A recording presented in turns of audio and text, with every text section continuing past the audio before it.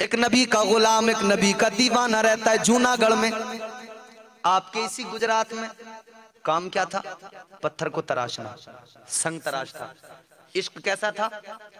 दलाइलुल खैरात एक दुरूद पाक की किताब है, ज़बानी याद थी पूरी। बस अपना काम करता रहता, नबी पे दुरूद पढ़ता रहता, काम करता रहता, नबी पे दुरूद पढ़ता रहता। इसलिए कि उसे पता था जो नबी पे एक बार दुरूद पढ़ता है, अल्लाह उस पे 10 बार रहमतें नाजिल फरमाता है। बस काम करता रहता, नबी को याद करता रहता, नबी पे दुरूद पढ़ता रहता। इसी तरह से जिंदगी के शबो रोज गुजर रहे, हाथ उठा उठा के दुआएं भी मांगता था। अल्लाह के नबी की बारगाह में भी अर्ज करता था, कहता था सरकार बुला लीजिए एक बार मदीने में, अरे जन्नत का करूं मैं भी दीदार मदीने में।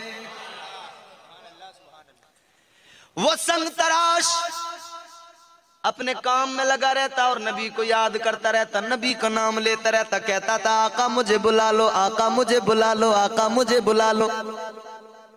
एक दिन जब काम से फारिग होके घर पे आके सोया, रात को याद कर रहा था, आका को दुरूद पढ़ते पढ़ते नींद आ गई। और जिसे दुरूद पढ़ते पढ़ते नींद आ जाए, अल्लाह अल्लाह उसका क्या कहना। ऐसे दीवाने कोई तो अपने नबी की जियारत हुआ करती है। वो दुरूद पढ़ते पढ़ते सोया, ख्वाब देखा, जिंदगी की महराज हो गई। ख्वाब में आमिना का लाल तशरीफ ले आया।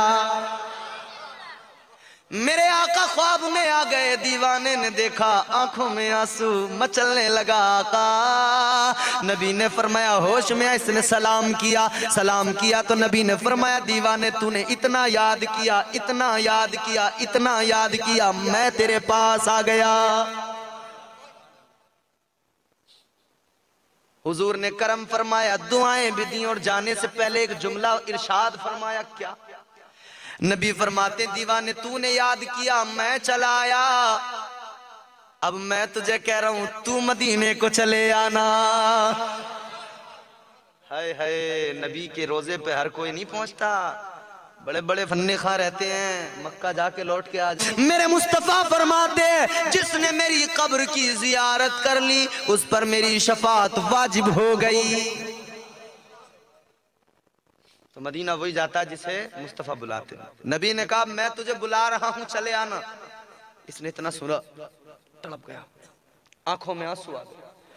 कहने लगा आका माल नहीं है, दौलत नहीं है, पैसे नहीं है, कैसे आऊंगा। आज भी न जाने कितने लोग दिल में यही ख्वाहिश है, तड़पते रोते, रातों को अश्क बहाते, मौला काश हमारे पास भी चंद सिक्के होते, थोड़ी सी दौलत होती, इतनी तो होती कि हम तेरा घर और तेरे हबीब का दर देख लेते। आका की बारगाह में फरियाद करते हैं, आका इंतजाम कर दो, बुला लो बुला लो। बड़ी तमन्ना है, तमन्ना रखनी चाहिए दिल में। जितने लोग यहाँ बैठे हैं, मैं सबसे गुजारिश करूंगा कि इस महफिल में जितनी देर तक बैठे हो बस ये तमन्ना लेके बैठे रहो और लब पर दिल में बस यही ख्याल रहे, आका की बारगाह में बस इतना ही इस्तिगासा करते रहो, या रसूल अल्लाह हमें भी बुला लो, आका हमें भी बुला लो। इंशाअल्लाह ताला मेरा यकीन है कि तुम यहाँ नबी को दिल से पुकार के कहोगे आका बुला लो, कमली वाला बड़ी रहमत वाला है, इंशाअल्लाह तुम्हारा भी एक न एक दिन बुलावा आ जाएगा। दीवाना रो के कहने लगा आका मेरे पास तो पैसे नहीं है, माल नहीं है, कुछ भी नहीं है, कैसे आऊंगा। मेरे आका ने इरशाद फरमाया ओ मेरे गुलाम, इरादा बनाना तेरा काम है, मदीना बुलाना मेरा काम है। तू इरादा बना ले, मैं तुझे मदीना बुला लूंगा। अल्लाह अल्लाह बेदार हुआ, अब कुछ नहीं सोचता, अश्क आंखों में, मदीना मदीना पुकारता है। और नबी ने एक बात और कही थी, मुस्तफ़ा ने फरमाया था हमारी मीनार का एक कुंगरा टूटा हुआ है, तू पत्थर का काम करता है, संग तराश है, जरा मीनार का कुंगरा भी दुरुस्त कर देना। खिदमत भी दे दी आका ने, अल्लाह अकबर कबीरा, खिदमत भी सौंप दी मुस्तफा ने। अब इसने औजार का थैला उठाया, कांधे पे रखा, झूमता हुआ ये गुदड़ी का लाल चल पड़ा। लोगों ने पूछा, तारीख ने पूछा कहाँ चले? इसने कहा नबी ने बुलाया है, मदीना जा रहा हूँ।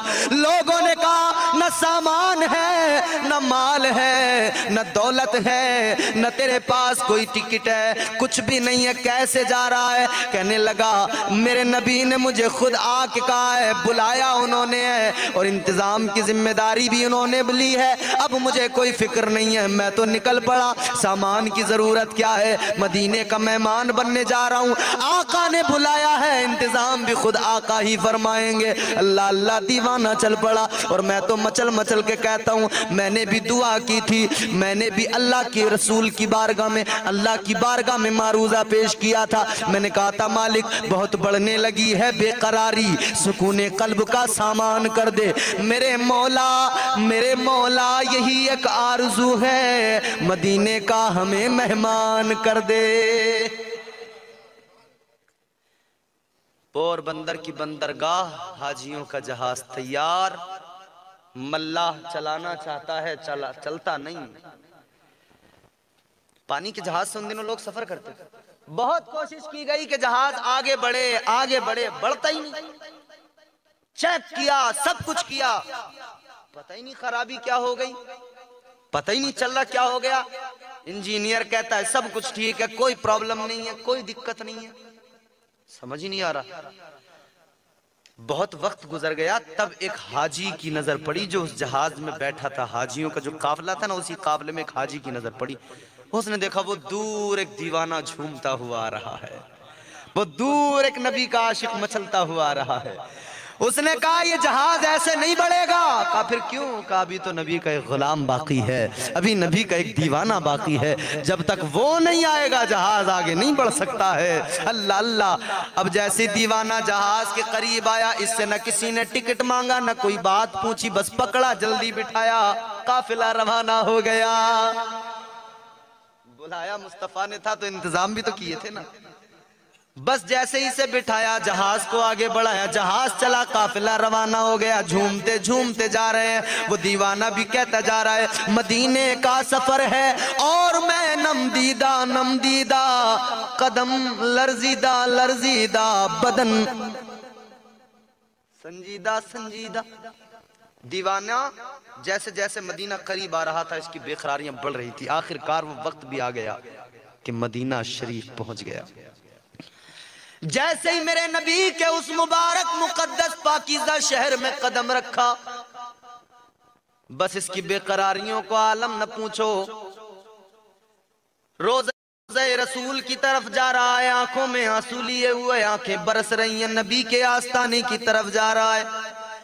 जैसे मेरे आका के रोजे की तरफ पहुंचा, मस्जिद नबवी के करीब पहुंचा, वहां के खादिमों ने देखा, फौरन रोक लिया, पकड़ लिया। कोई गले में इस्तकबाल करते हुए हार डालता है, गुलपोशी करने लगे।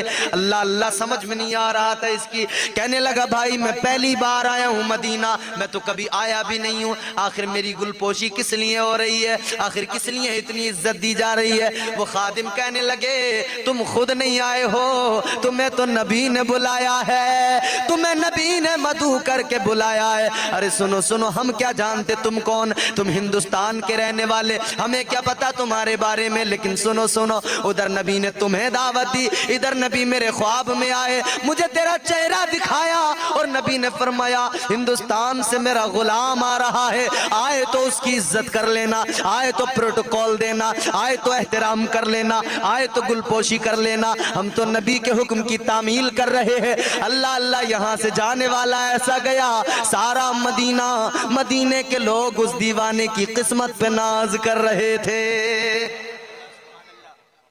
ऐसे भी जाने वाले होते हैं, ऐसे भी होते हैं जो नबी के शहर में जाते हैं तो उन पर फख्र होता है, नाज होता है। तारीख रकम कर दी उस दीवाने ने। रोज़े रसूल के करीब जैसे पहुंचा, तड़प गया, बेकरार हो गया, मचल गया, आंखें बह रही हैं, आंखों से आंसू निकल रहे हैं। इसी आलम में चीख मारी, जमीन पे तड़प के गिरा, बेहोश हो गया। कहता आका आया हूं तो अब वापस नहीं जाऊंगा। खैर होश आया, उठा, औजारों का झोला उठाया, वो मीनार देखी, उस मीनार पे चढ़ा, उस कुंगरे को दुरुस्त किया, दुरूद पढ़ता है, सलाम पढ़ता है, काम करता है। जैसे मुकम्मल हो गया ना, जैसे कंप्लीट हो गया, हाय हाय, अब तो सब कुछ मिल गया था दीवाने को। जिसे मदीना मिल जाए उसकी जिंदगी में बाकी क्या रह जाता है, कुछ नहीं रहता। अल्लाह अल्लाह भी से तो मदीना मिल गया था। रात दिन जिस नबी के रोजे की मोहब्बत में तड़प रहा था, अब कौन सा दिल आता जो उस शहर को छोड़ के हिंदुस्तान आता। अब वो कौन सा दिल आता, कैसे से दिल पे पत्थर रख तक लौट के आता। अल्लाह अल्लाह, लोगों ने देखा दीवाना मीनार पे चढ़ा हुआ है, इधर काम मुकम्मल हुआ, वो कुंगरा दुरुस्त हुआ। लोगों ने देखा अभी तो जान थी, अभी तो जान जिस्म में थी, लेकिन जब मीनार से नीचे आया तो जान जाने जाना के पास चली गई। जिंदगी वहीं पे तमाम हो गई, जिंदगी का किस्सा वहीं पे खत्म हुआ। अब तो उसे कैसी अल्लाह अल्लाह के वहीं पे आज भी वो दीवाना नबी के ही शहर में आराम कर रहा है। क्या है मदीना, पूछो तो सही लोगों से। आज तो ये जो हाजी जा रहे हैं ना आजकल बहुत सारे, अल्लाह मदीने की हाजिरी की तौफीक देना तो दिल में सच्ची मोहब्बत भी दे जी। अच्छा माशाअल्लाह, सुभान अल्लाह, क्या बात है। इन आंखों ने अभी मदीना ये बताएंगे तुम्हें क्या है मदीना। अल्लाह अल्लाह, हजरत भी हमारे साथ में। आए हाय, मैं दुआ कर रहा हूँ पूरे दिल से, अल्लाह वाले का आस्ताना सामने है, उनकी बारगाह में उनको वसीला बना के नबी की बारगाह तक पहुँचने की जुर्रत कर रहा हूँ। सरकार गौसे आज़म को, सरकार गरीब नवाज को वसीला बनाकर बिल्कुल सच्ची अक़ीदत के साथ मेरे साथ इस दुआ में शरीक हो जाओ। एक बार आमीन कहना है आपको, पता नहीं किसकी आमीन कबूल हो जाए। या अल्लाह, जितने लोग यहाँ बैठे हैं, और मैंने एक नबी की हदीस पढ़ी थी, मैं मचल गया था, वो आज तुमको सुना रहा हूँ। नबी ने फरमाया कि अल्लाह तबारक व तआला से जब तुम दुआ मांगते हो ना, तो मर्जी उस रब की है कि वो कबूल करे ना करे, वो बड़ा रहीम है, करीम है। सरकार फरमाते हैं ईमान दो चीजों के दरमियान है, अल्लाह की रहमत पे भरोसा और उसका खौफ दिल के अंदर हो, इन दो चीजों के दरमियान है ईमान। मगर नबी फरमाते हैं कि तुम जो दुआ मांगते हो ना, मर्जी रब की है कबूल करे ना करे, मगर एक वसीला ऐसा है जब तुम वो वसीला दे के दुआ मांगते हो ना, अल्लाह उस दुआ को रद्द नहीं करता बल्कि कबूल करता है।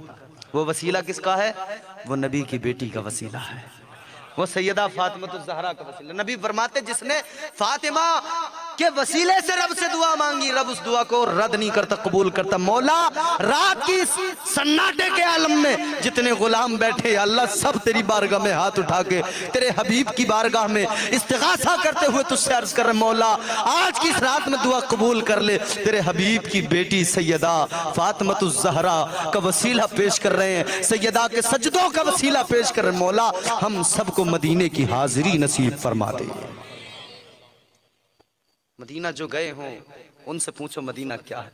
ये आजकल के जो बहुत सारे लोग होते हैं ना, लेबल के लिए जाते हैं, लेबल लगवाने के लिए, हाजी साहब, इज्जत की जाए बस, अरे हाजी साहब, अरे ये साहब।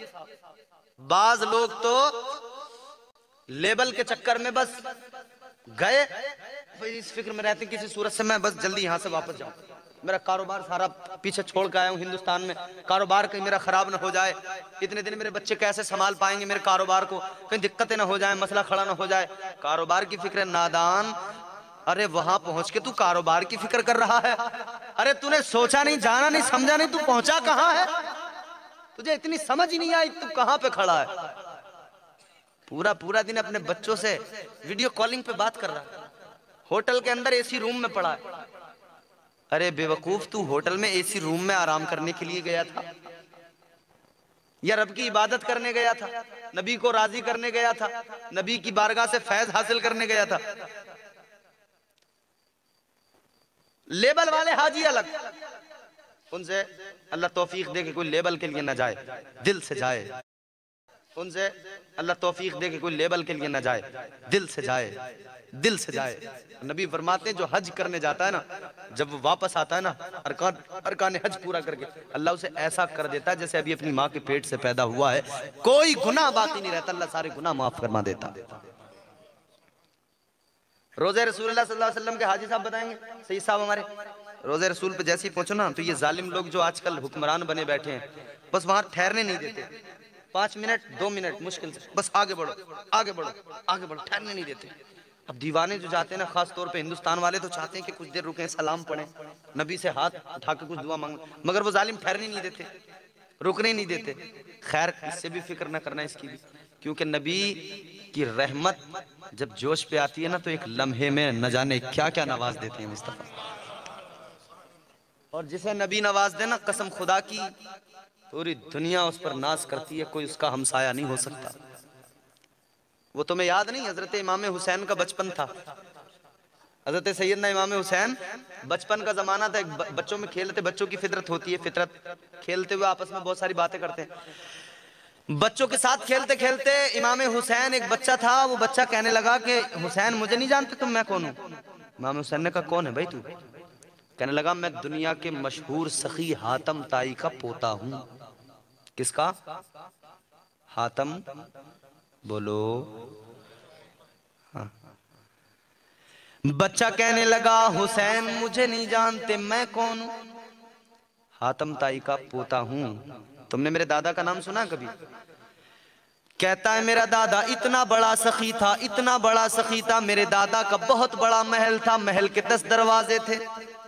इतना बड़ा सखी था, मेरे दादा के महल के 10 दरवाजों पर मांगने वालों की लाइनें लगी रहती थी, कतारें लगी रहती थी, भीड़ लगी रहती थी। मेरा दादा मांगने वालों को एक दरवाजे पर नहीं 10 दरवाजों पे देता था, मगर उसकी पेशानी में कभी बल नहीं आता था। बड़ी बात थी। मेरा दादा इतना बड़ा मशहूर सखी, इतना नवाजता था, इतना नवाजता था, इतना नवाजता था, 10 दरवाजों से दिया करता था। हाय हाय, जैसे उसने कहा ना इमाम हुसैन को बचपन है, मगर जवाब कितना प्यारा दिया। कहते हैं सुन ले तू होगा दुनिया के मशहूर सखी हातम ताई का पोता, मुझे कोई फर्क नहीं पड़ता, मगर याद रख ले तू हातम ताई का पोता है, मैं तो इमामुल अंबिया का नवासा हूँ, मैं उसका नवासा हूँ। वो आगे खड़ा होता है, सारे नबी पीछे खड़े होके उसकी इक्तिदा में नमाज पढ़ते हैं। मैं उस नबी का नवासा हूं।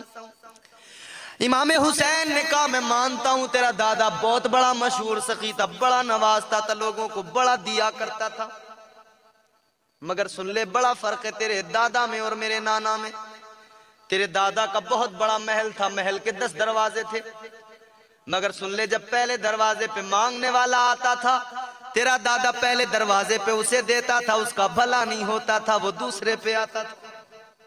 तेरा दादा दूसरे पे भी देता था, फिर भी भला नहीं होता था, वो तीसरे पे आता था। तेरा दादा तीसरे दरवाजे पे भी देता था, फिर भी मांगने वाले का भला नहीं होता था, वो चौथे पे आता था। 10 दरवाजों से तेरा दादा दिया करता था, मगर मांगने वाले का भला नहीं होता था।